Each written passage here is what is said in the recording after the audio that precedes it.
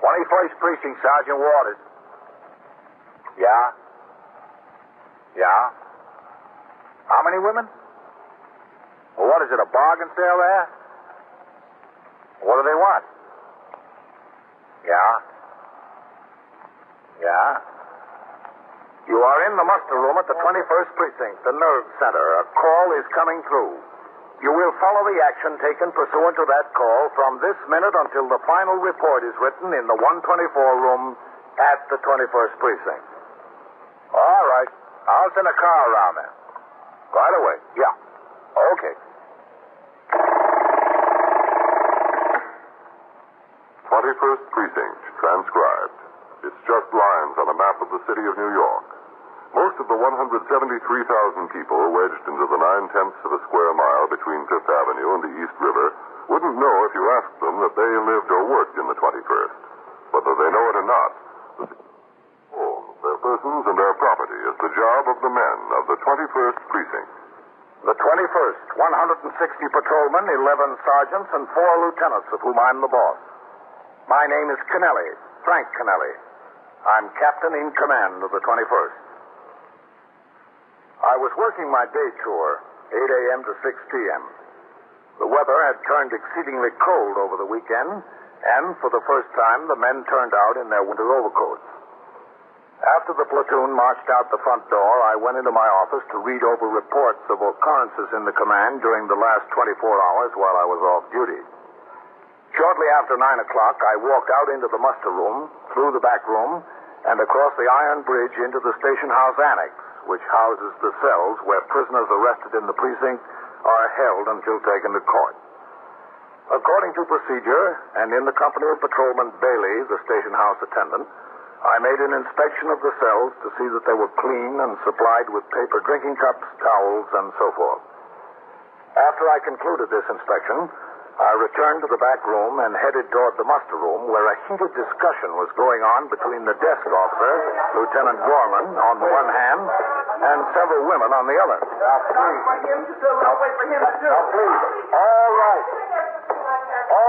All right, ladies. What's the trouble, Sergeant? Please. I haven't been able to make it out yet, Captain. All right, now look.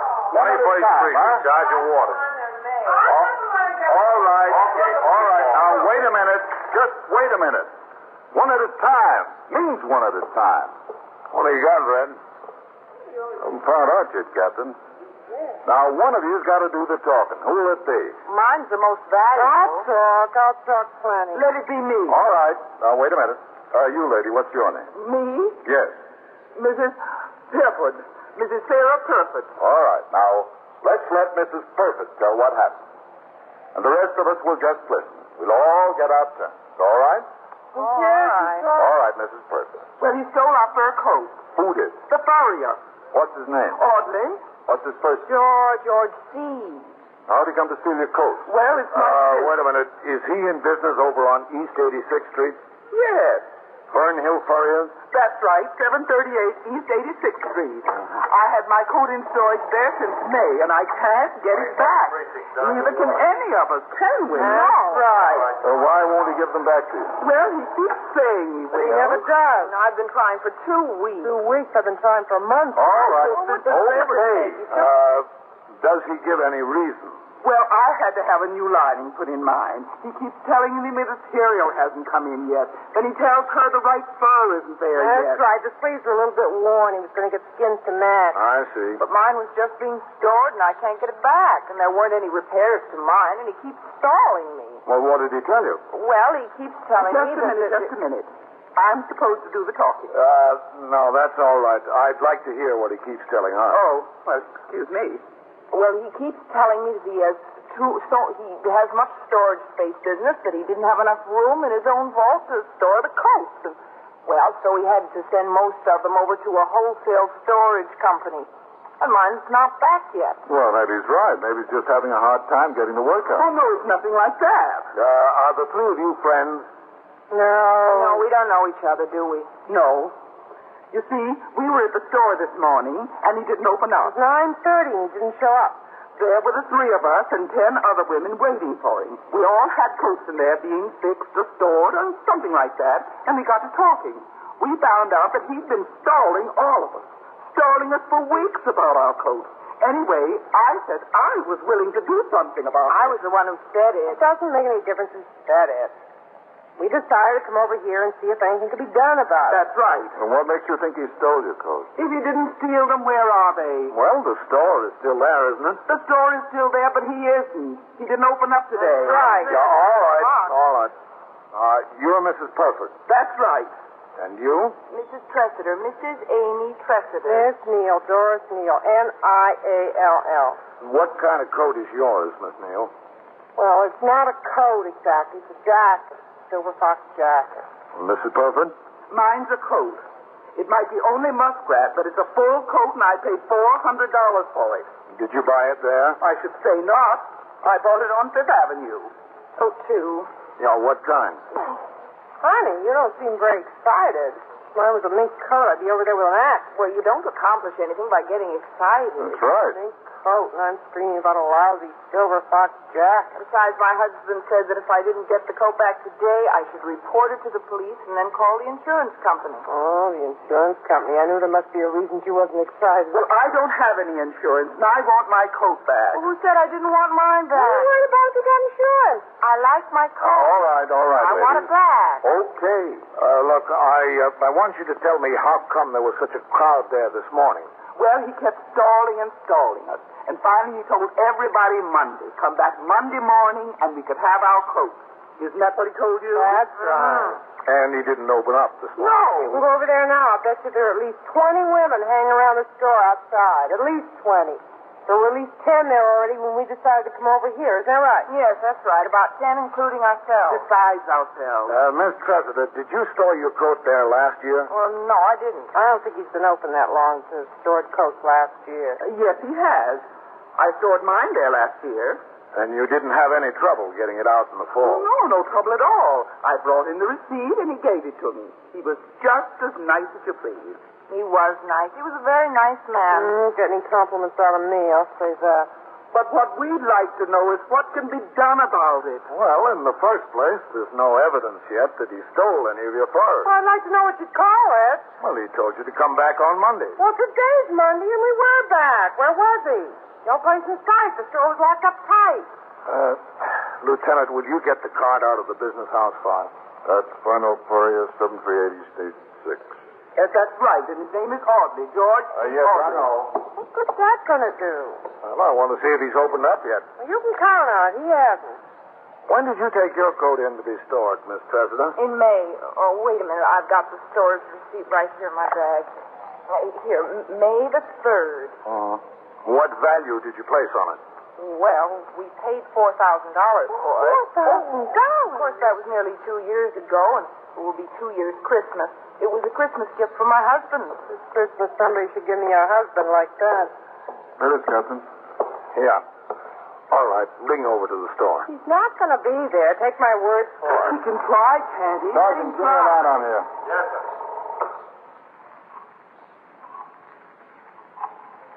I don't think he'll be there. I know he won't be there. If he was coming, he'd have showed up by now. He's not coming.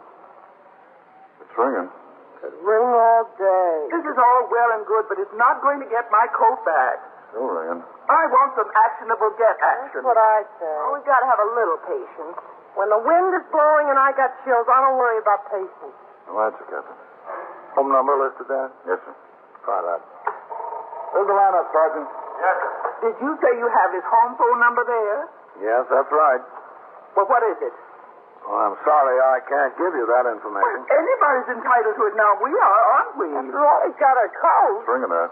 Well, just give us a chance, and we'll try to get it straightened out. That's what I say. A lot you've got to worry about. Hello? Is this the residence of Mr. George C. Audley? Yeah. Yeah? I see. Is he there? Oh, is that so? Yeah. Well, when was that? Did I? Well, what is it? Oh, he didn't. All right, thank you. Wasn't he there either? Woman said she was his landlady. Yeah? Wasn't he there? Mr. and Mrs. Audley rented a furnished room there. They moved out yesterday. Moved out? You see? Well, where did they go? I want to know what you're going to do about it. Now, just a second. Oh, it's awful. All right. Looks like you're right. Looks like Mr. Audley did skip. So what are we supposed to do? You know how I scraped to get that jacket? If you listen, I'll tell you what to do. Yes, sir. You go back through that door there and up the stairs to the second floor. You'll see the detective's office up there. You go right in and they'll take care of it. Will they be able to find him? They'll try. That's not the important thing. Will they be able to get our coats back? You make your complaint up there and they'll handle it. Is there any particular detective we should see, or is just one as good as the other? They'll tell you who to see. We are not getting the runaround now, are we? Because my husband works for the city, and he knows a few people, you know. The detectives will handle it. You just go on upstairs. Might as well. Detectives are higher than them, anyway. On the second floor? Yes, that's right. Well, we got to lose. Except our coats. Who's passing upstairs, Sergeant? Gannon, Lieutenant. Well, I hope he likes to hear women talk. At least he ought to be used to it. He's got 4 daughters. Oh, is that so? Hold on. Lieutenant, Yes. Coley ringing in. He's on post up there on 86th Street. He says there's about 15 women congregating around that floor shop. He said they're boiling, every one of them. Yeah. He says he's afraid they'll break in the door. He can't handle them alone. All right, send a car around to help and get it straightened out. Yes, sir. I'll send a car to give you a hand. You ought to put someone on a fixer up there, Ren. We're awful short today, Captain. Yeah, I know. I could double up post 3 and 5 and send Cale up there. All right, try that. I would leave a school crossing open this afternoon, though. Well, things will probably quiet down by then. Yes, sir, probably. 21st Precinct, Sergeant Waters. Yes, sir, hold on a second. Hey, the detectives ringing down, Captain. Lieutenant King wants to talk to you. All right, I'll take it here. Yes, sir. 21st Precinct, Captain Kennelly. This place has turned into a hen house, Captain. Yeah, I can imagine. They're all cackling, too. Well, just get their coats back, Matt. That's all it'll take. Believe me, I'm going to try. Look, can I have that home address on Audley? I want to send a man up there to check him out. Oh, yeah, sure. Give me that card, Ren. Listen. Matt, Yes, Captain. the home address is 63 West 79th Street. Yes, sir. And the phone over there is Academy 2 3598. 3598. Yeah, but he's supposed to be gone from there. Yes, so the ladies told me. Thanks, Captain. Okay, Matt. You think the detectives will get any results, Captain? Well, Red, I know they're going to try. You are listening to 21st Precinct, a factual account of the way police work in the world's largest city. Now, back to 21st Precinct and Captain Kennelly. A serious crime or an unusual occurrence seldom results in a shortage of personnel in a precinct command because in such instances the inspector commanding the division, the borough commander, or the chief inspector will order men into the troubled area for temporary duty from other commands. The real pressure for manpower comes when a multiplicity of small everyday occurrences within the precinct requires the force to be thinly spread. Such was the case on this day when 3 patrolmen were in court as witness duty, 1 went sick, 1 had a prisoner in custody while he was questioned by detectives, and 1 was assigned to a fixed post to prevent angry women from breaking into a door and show windows of a furrier shop. Out on patrol about an hour later, I rode by the closed shop. The patrolman assigned there on a fixer had the situation under control, still gathered on the sidewalk. They had been told to take their complaints to the detectives. I instructed the operator of my car to pull into a parking space down the block, and I walked back toward the furriers. As I approached a luggage shop several doors from the place, I saw the proprietor standing in the doorway. Oh, Captain Kennelly. Oh, hello, Mr. Tompkins. Well, how do you like this? Oh, it's not good. Some reputation the merchants on the block can get from one rotten apple. Well, I know it doesn't help. You know how business has been with these this morning? Terrible. I attribute it to this. You know, something like this can run all the customers to the department store. Yeah, well, that's too bad. And he's not such a bad guy, George. He's a pretty nice guy, as a matter of fact. He's a good friend of mine. We had lunch together all the time. Now, we tell each other our troubles. But I didn't think he was in such bad shape as this. I had no idea. What did he do with the ladies' coats anyway, Captain? Do you know? Not yet. Not exactly. Well, I better see what's going on there. Oh, Captain. Yeah. Look, like I said, George is a good friend of mine. I know him since he opened up the shop there. You know, nothing social, just business acquaintances. Well, I think I know what his trouble is. What? Well, it's three troubles, really. He likes to play the horses, he likes to drink, and he likes women. You think that explains it? Well, it explains a lot. He had a good business there, and there's no competition within blocks. He could have done all right, fine. Wine, women, and horses. You can chalk it up to that. Yes, most likely. Look, Captain, what can happen to him? I mean, is he really in big trouble here? Not if these customers get their coats back. Well, there's no law against closing up the store if he wants to, is there? I mean, he can do that. He can go out of business anytime he wants. He can, if he didn't convert other people's property. Look, Captain, you want to know where he is, don't you? Yeah? Mm-hmm. Well, if I tell you, you won't let him know, will you? I don't want him to think that I turned him in, that I was disloyal. But I think it's for his own good. He's got to get straightened out. That's right, he does. Where is he? Well, he's around the corner there in the bar and grill, just around the corner. Can you come and point him out to me? Well, look, Captain, I told you I didn't want to get involved. I didn't want him to think that I had anything to do with him being turned in. Oh, just through the window. You don't have to come into the place. Well, all right. Just a second. I want to tell my partner I'm going. Okay. Charlie, I'm going around the corner for a minute. I'll be right back. You know what it is, Captain? It's another story of a good guy gone wrong. That's all there is to it. Did you see him this morning? Yeah. He called me up in the store. He said to meet him in the bar and grill. He didn't dare come near his place with all the women around. Oh. Well, I went there, and he poured his troubles out to me. Captain, the guy's really in a jam. He wants to do the right thing. I know that. He wants to. He told me that. And why is he planning on skipping town? Oh, I didn't know he was planning on skipping town. He moved out of his flat yesterday, left no forwarding address. The landlady thought that they were going to Chicago, he and his wife. Okay. He never told me that. Oh, there's the place right down there. Going to Chicago, huh? That's funny. You never told me that at all. Well, it might not be so. We don't know it for a fact. Look, I don't want to go in there, Captain. I don't want him to see me with you. All right, we'll walk by the place once. Straight by it. Mm-hmm. You look inside and tell me if you see him. All right.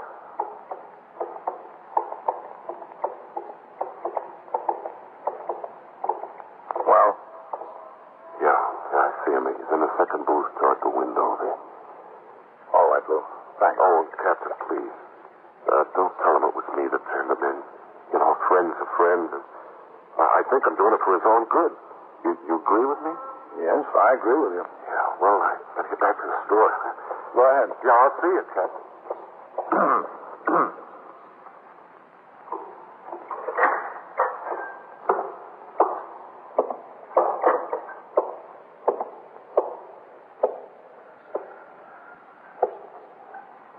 Mr. Audley?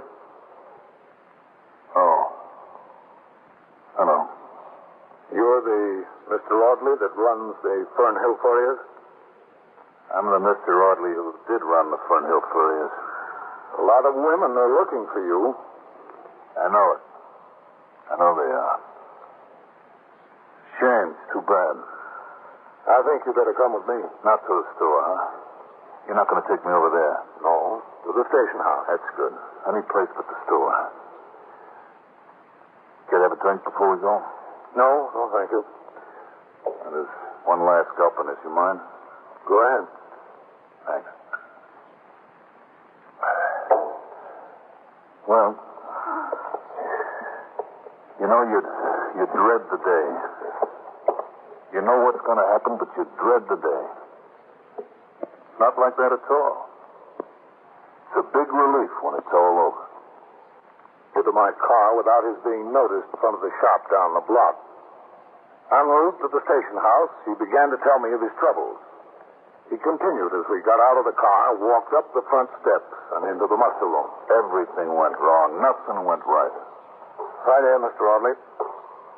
Oh, Captain.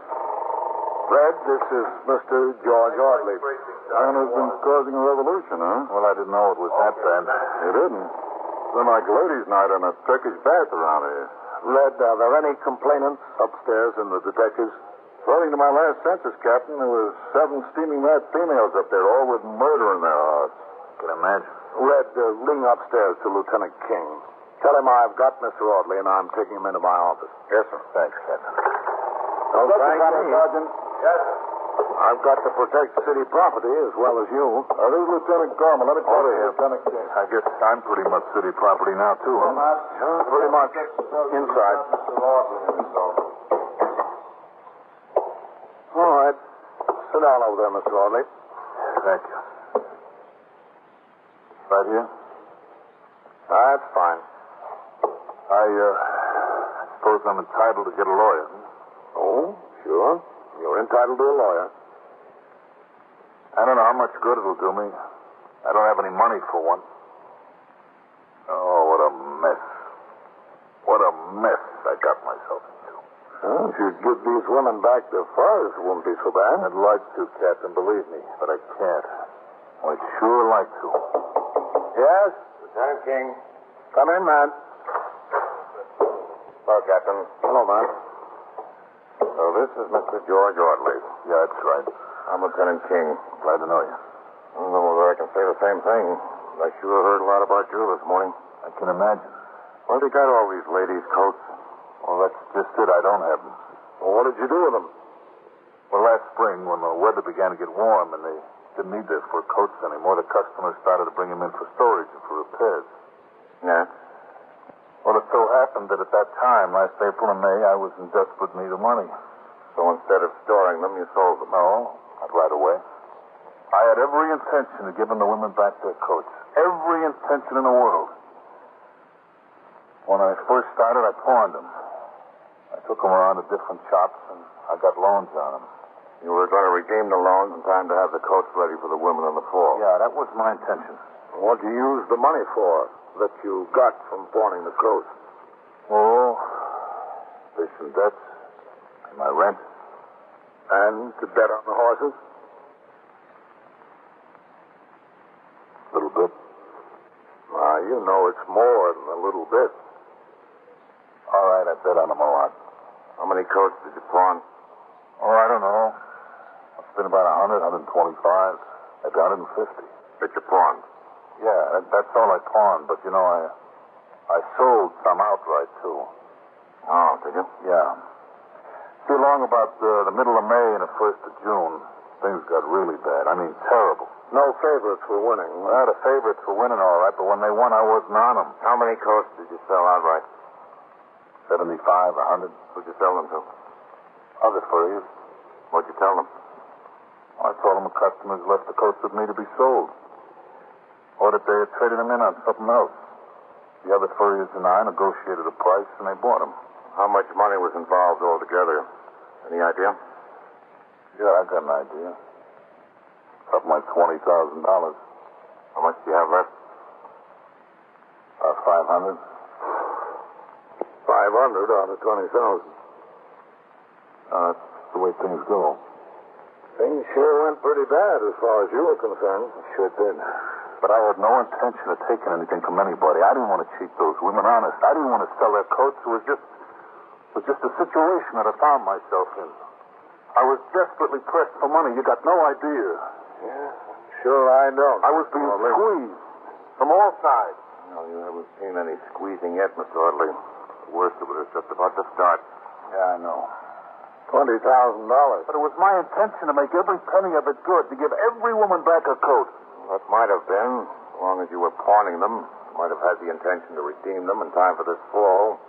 When you began selling them outright, that intention went out the window. What did you expect to tell all these women when they presented their receipts and wanted the coat? I don't know. I expected to have the coats, that's all. I always expected a windfall. I expected something to happen. I don't know what. If you sold most of the coats outright, what were you going to tell the women in those cases? I don't know. I got no idea. I'd have told them something. I'd have stole them off, I guess. That's all. Why'd you keep the store open so long? You knew you were in a big jam in the middle of the summer, didn't you? Yeah, sure, I knew it. You moved out of your room, you and your wife. That's right. Where you staying now? Well, we don't have a place. Where's your wife? She's at a friend's house out in Kew Gardens. Where were you planning to stay tonight? Well, we hadn't really... True that you were on your way to Chicago, but you were leaving today. How'd you find that out? Isn't it true? Yes, it's true. Well, if you were going to skip, why didn't you really skip? What did you come back to the shop for and sit in the bar around the corner from it?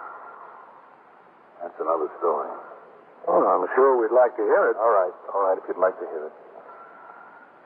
See, my wife was packing yesterday. Naturally, she's a little upset about this whole thing. Naturally. As much as me. So we were packing. To go to Chicago? Yeah. All of a sudden, she reminded herself she didn't have a coat. Her own fur coat? Yeah. It's a 3/4 length mink coat. Wild, Canadian. I made it for her about 3 years ago. So she said, where is it? I said, honey, it's in the vault down at the shop.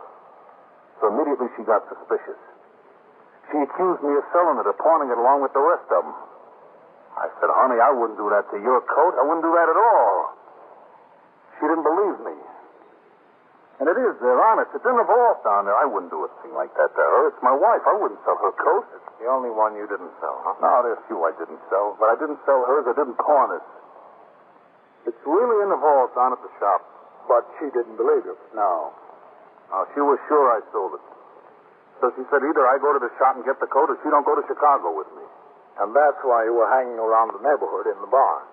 Well, of course, I couldn't go near the shop. I couldn't get anywhere with all those women around there.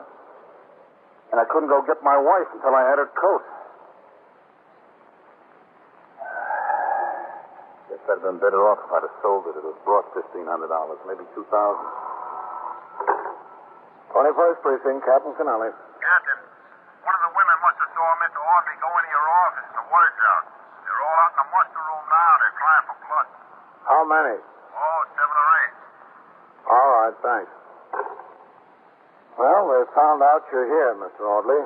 There's a delegation of women right outside that door. There is, huh? Yes, there is. Well, might as well face the music. Take my word for it, Mr. Audley. It's not going to be music. 21st Precinct, Sergeant Waters. Yeah? What's the trouble? And so it goes. Around the clock, through the week, every day, every year. A police precinct in the city of New York is a flesh and blood merry-go-round. Anyone can catch the brass ring, or the brass ring can catch anyone. 21st Precinct, transcribed. A factual account of the way the police work in the world's largest city is presented with the official cooperation of the Patrolmen's Benevolent Association, an organization of more than 20,000 members of the Police Department, City of New York. Everett Sloan in the role of Captain Kennelly, Ken Lynch as Lieutenant King, Harold Stone as Sergeant Waters. Featured in tonight's cast were Santos Ortega, Mandel Kramer, Larry Haynes, Susan Strong, Elspeth Eric, and Gladys Thornton. Written and directed by Stanley Niss. Produced for CBS Radio by John Ives. Art Hannah speaking.